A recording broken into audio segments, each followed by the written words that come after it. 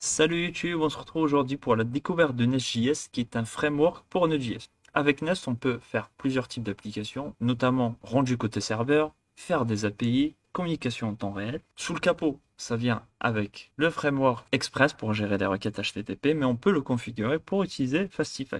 Ce qui est bien aussi, c'est que ça supporte TypeScript, donc on peut coder en TypeScript, et ça c'est vraiment pas mal du tout. Aussi, ça vient avec énormément d'outils, notamment pour la communication avec la base de données, la sérialisation, la validation, ainsi de suite. Pour créer un nouveau projet Nest.js, il faut tout d'abord installer la CLI de Nest.js et taper la commande nest new suivi du nom de notre projet. De manière alternative, si vous ne voulez pas installer la CLI, vous pouvez directement cloner le projet de départ depuis GitHub. Donc sans plus tarder, on est parti, on va essayer de réaliser un mini-blog avec Nest.js. On aura notamment un système d'inscription, connexion, déconnexion, un système de publication, et ça nous permettra grosso modo de faire un petit peu le tour d'horizon de Nest côté MVC. Donc je vais me rendre au niveau de mon éditeur de code et créer un nouveau projet Nest. J'ai déjà installé la CLI, faites-le de votre côté, et je vais mettre simplement un point pour qu'il m'installe directement l'application Nest au niveau de ce dossier qui s'appelle YouTube Blog. Je vais choisir un package manager, npm, et les dépendances vont s'installer. Voilà, les dépendances sont installées. Et si on veut coder, on va généralement coder au niveau du dossier src. Donc on a un point d'entrée qui s'appelle main.ts. On a une fonction Bootstrap qui va nous créer une application Nest.js. Et cette application-là va écouter sur le port 3000 et elle prend un module. Dans le monde de Nest, un module, c'est simplement une partie de notre application, on va dire. Donc ça utilise cette architecture, on va morceler notre application en des modules, en des morceaux. Ce qui permettra après, par la suite, de mieux les tester et ce genre de choses. Donc un module, grosso modo, ça se représente de cette manière. Donc ça utilise le système de décorateur et ça peut prendre un service, un contrôleur et éventuellement d'autres modules. Donc un contrôleur dans le monde de Nest, ça sert simplement, on va dire, de routeur.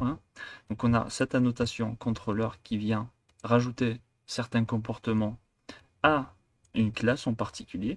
Et au niveau de ce contrôleur, de ce décorateur-là, on peut définir par exemple des routes slash k, par exemple user, ainsi etc., etc. Si on met rien, donc ce contrôleur-là va être appelé quand on visitera l'URL racine.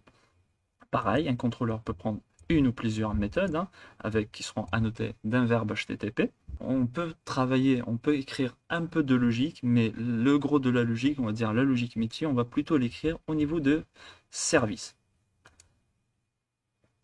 Donc ici, typiquement, on a une méthode getHello qui va nous retourner hello world. Si on regarde un tout petit peu le workflow, quand on va visiter, on fera une requête vers l'URL racine, ce contrôleur-là sera appelé. Et vu que cette méthode-là n'a pas de préfixe, etc., c'est la méthode qui va être exécutée. Et grosso modo, ça va nous retourner la valeur de retour de la méthode getHello qui sera définie au niveau du service. Voilà. Pour lancer l'application, assez simple, on va utiliser la commande npm run start .dev pour la lancer en mode de développement. Donc vous avez tous les scripts ici au niveau du package.json, n'hésitez pas à les regarder un peu plus en détail. Donc si on fait un petit coup de npm run start .dev, ça va lancer notre application en mode watch. Voilà, et donc on peut visiter le localhost 3000 et on a notre fameux hello world. Très bien. Donc on peut commencer directement par créer ce qu'on appelle un module pour des utilisateurs. Et ça se fait très simplement. Si vous mettez un petit coup de nest g pour generate, vous mettez un -help, là vous avez les options que vous pouvez utiliser au niveau de la CLI de Nest. Typiquement, pour créer un module, on fera un nest g pour generate module et on va lui donner un nom. On peut notamment utiliser un alias, pareil pour un contrôleur, pareil pour un service. Donc sans plus tarder, on va faire un petit coup de nest g mo et on va l'appeler user. Voilà, ça m'a généré un nouveau module user. Et dans ce module-là, j'ai besoin d'un contrôleur, on va dire, et d'un service. Donc je vais mettre CO ici pour contrôleur. Et S pour service. Voilà, maintenant on est prêt à travailler. Donc on a ici notre module user avec son point d'entrée qui est le module. On a aussi un contrôleur ainsi qu'un service qui a été généré. Donc on peut s'imaginer au niveau de notre contrôleur, donc il est déjà préfixé par /user, donc il sera consultable sur /user, on peut commencer par définir une première méthode qu'on va appeler getSignup. Donc là, l'idée, ça va être de générer une page d'inscription. Donc là, j'ai mon éditeur de code qui râle, c'est pas une erreur, mais c'est simplement ESLint. Je vais le désactiver. Donc en me rendant sur ESLint, ici sur Ignore Pattern, je lui dis simplement de tout ignorer en mettant comme ça, un astérisque entre chaîne de caractères. Là, il va nous laisser travailler tranquillement. Donc pour que cette méthode-là soit appelée, il faut la décorer d'un verbe HTTP. Donc là, on peut prendre get directement depuis nest comment et on va venir décorer avec @get. Et je me dis bien que cette méthode-là, j'ai envie qu'elle soit appelée quand je vais mettre un /signup. Voilà. Et pour l'instant, on peut se contenter de retourner page d'inscription. Voilà. Maintenant, si on se rend au niveau de notre navigateur sur /user/signup, voilà, on aura page d'inscription. Parfait.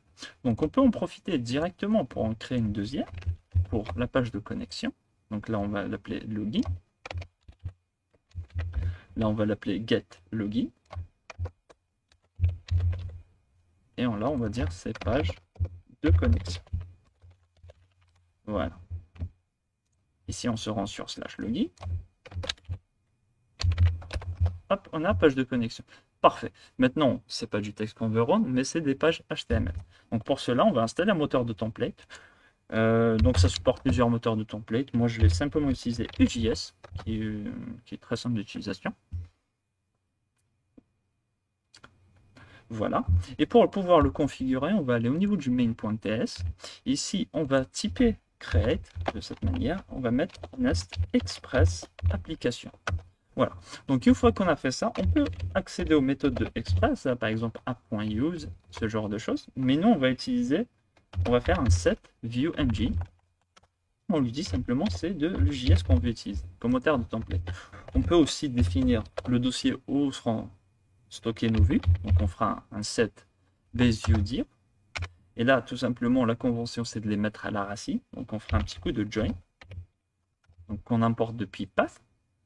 On va utiliser la variable globale dirName qui fera référence au dossier src. On remonte d'un niveau. Et puis on va créer un dossier views. Et on n'oublie pas la petite virgule ici. De la même manière, on peut rajouter un dossier public pour partager ce qu'on appelle les assets, du JavaScript côté client, du CSS, des images, ce genre de choses, en mettant un petit coup de app.use static assets. Et ça sera exactement la même chose. Hein. Donc ça va être à la racine. Voilà. Et là, on va dire que c'est public. Voilà. Aussi simple que ça. C'est des dossiers qu'on va créer. Donc public. Et ainsi que views. Voilà. On s'imaginera dans le dossier views avoir un sous-dossier user. Et dans user, on aura une première page qu'on appellera signup.ujs. Voilà. De cette manière, on peut mettre le template de base, mettre un H1, page d'inscription. Et on va s'arrêter là. Et on va essayer de rendre cette page-là. Donc pour pouvoir la rendre, ça va se passer au niveau du contrôleur. Donc on va remonter dans src, user et user controller. Et au lieu de retourner directement du texte, on peut récupérer ce qu'on appelle un nouveau décorateur qui s'appelle render. Et simplement ici, on va mettre @render. Et on spécifie la vue qu'on veut retourner. Nous, c'est dans user/signup. Voilà. Pas obligé de mettre l'extension, c'est optionnel. Et là, j'ai plus besoin de retourner ça, ça va le faire de manière automatique. Voilà, de cette manière. Maintenant, si je visite /signup, voilà, j'ai ma page HTML qui a été rendue. Si on inspecte le code source, on voit que c'est le code source HTML qui a été rendu. Et donc ça, c'est parfait. Ensuite, donc on va se faire un petit formulaire ici. Hop, voilà, qui sera en poste, qui va pointer sur la même route.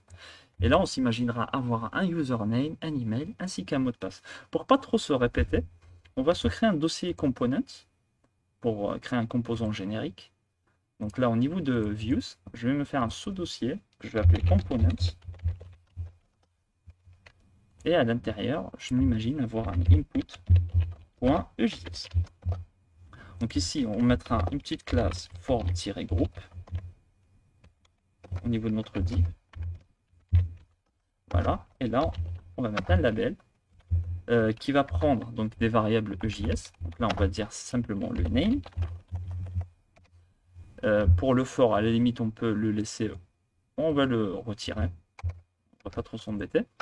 Et pour l'input, on va mettre simplement le type, on va le rendre dynamique. Donc on s'attendra à une variable EJS qui s'appellera type.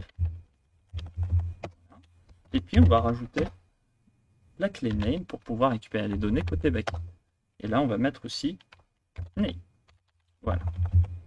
Très bien. Donc on a notre composant qui est prêt à être utilisé et on va l'utiliser à ce niveau-là. Donc on fait simplement un petit include de cette manière et on va inclure. Donc on va aller dans le dossier components. Donc ça prend un chemin relatif et on mettra input. Et là je crois qu'il faut remonter d'un niveau. Voilà. Ensuite, on va passer les données. Donc on avait besoin du type donc, à l'intérieur d'un objet. Donc là je dis simplement que c'est du type texte. Et puis pour le name, et simplement que c'est username. Voilà. Et on refait la même chose pour générer notre email ainsi que notre mot de passe. Donc là, je passerai un type email. Donc là, je dirais que c'est email. Et ici, password. Je dirais ici password. Voilà. Et on n'oublie pas à la fin un petit bouton pour soumettre le formulaire. On va dire s'inscrire ou inscription. Voilà. Tout simplement. Hop. Je réactualise. Et je vois que mon formulaire a bien été généré. Et c'est parfait. Et c'est du code HTML valide. Nickel. Alors, je me dis aussi, pour le header, pour ne pas se répéter à chaque fois, on pourrait le morceler. Donc là, on peut se faire un petit dossier partials. Et à l'intérieur, on aura les fameux header.ejs ainsi que footer.ejs. Voilà. Donc pour la partie header, donc je vais l'extraire depuis la page sign up. Je vais la retirer. Je vais prendre aussi la balise ouvrante du body. Hop. Et on va le mettre au niveau du header. Comme ça. Et pour la partie footer, la balise fermante du body ainsi que le HTML, je vais les extraire et les mettre ici au niveau du footer. Voilà. Donc une fois que j'ai fait ça, je vais les inclure tout simplement pour ne pas. Voilà, donc on va aller dans le dossier partials / header. Et pareil pour la partie footer. On va mettre ici footer. Et peut-être qu'on s'imaginera au niveau du header avoir des données à passer. Donc, par exemple la balise title communément. Et on va dire ici page d'inscription.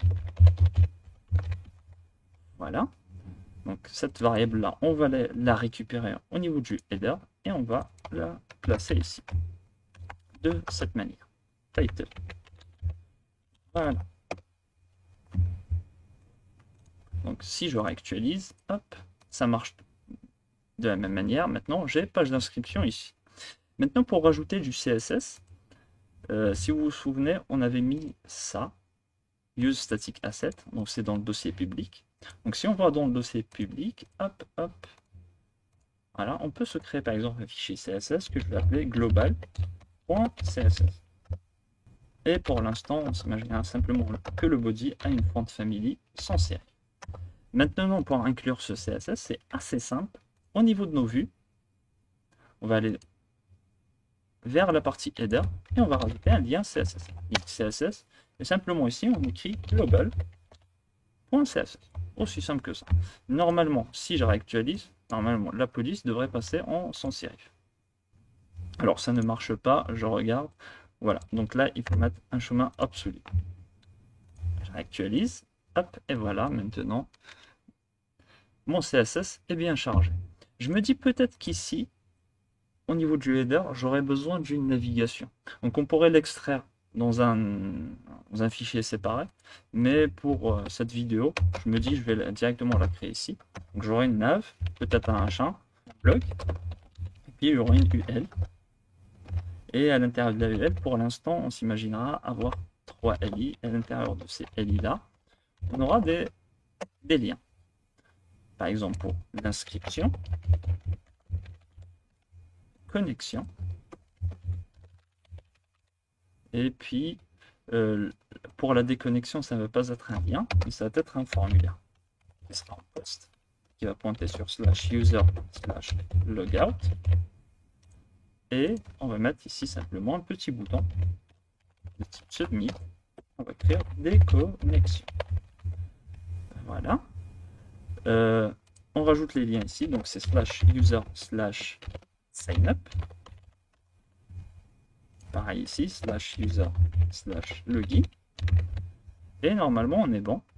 Et notre navigation devrait apparaître si on réactualise la page. Voilà, nickel.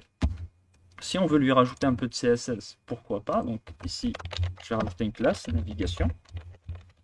Et je vais aller au niveau de mon fichier CSS. .navigation.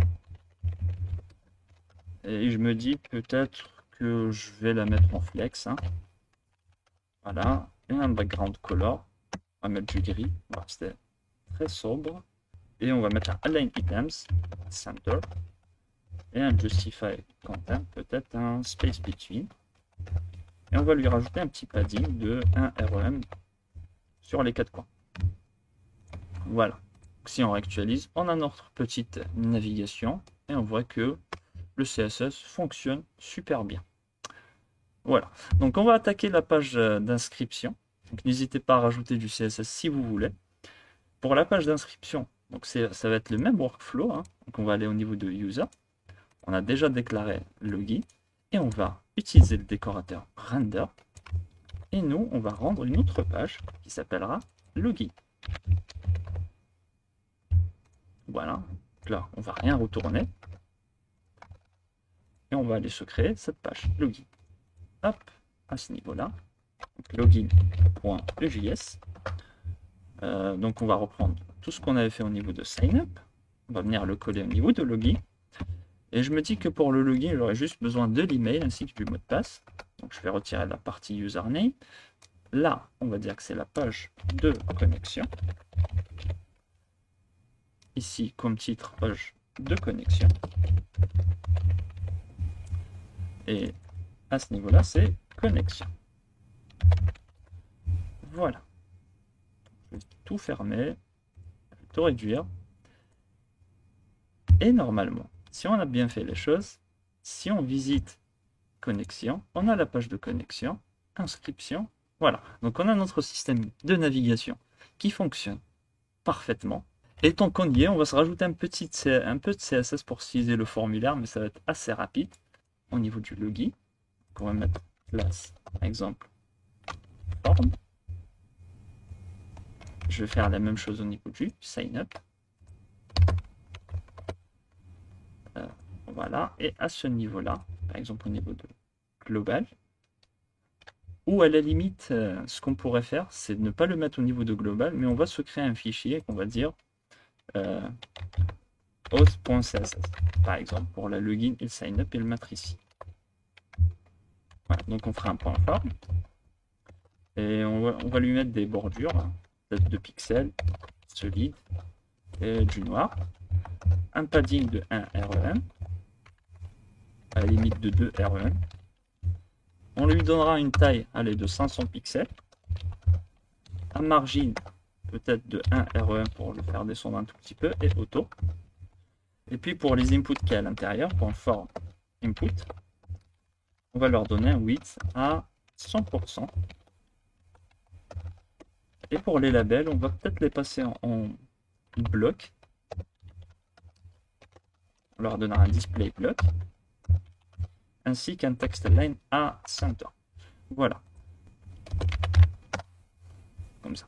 Maintenant, pour utiliser ce CSS, c'est assez simple. C'est de la même manière, on peut le passer directement ici. On peut lui dire, je te passe une clé style. qui sera, par exemple, auth, ce qu'on l'avait appelé auth. Pareil, au niveau de login, je te passe une clé style qui sera auth, une chaîne de caractères.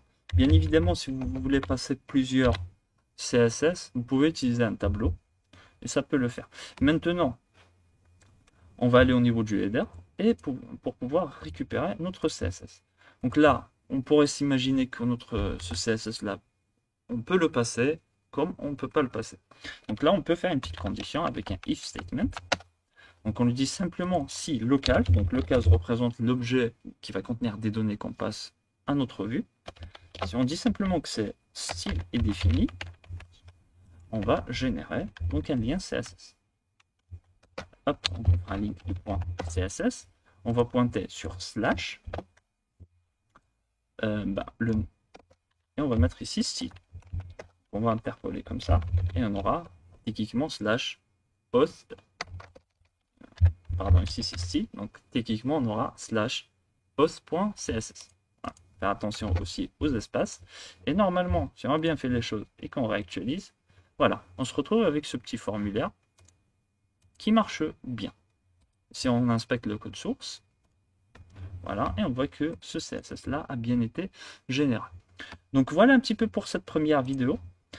Je vous donne rendez-vous dans la prochaine vidéo. On va mettre en place la récupération des données et leur stockage au niveau d'une base de données.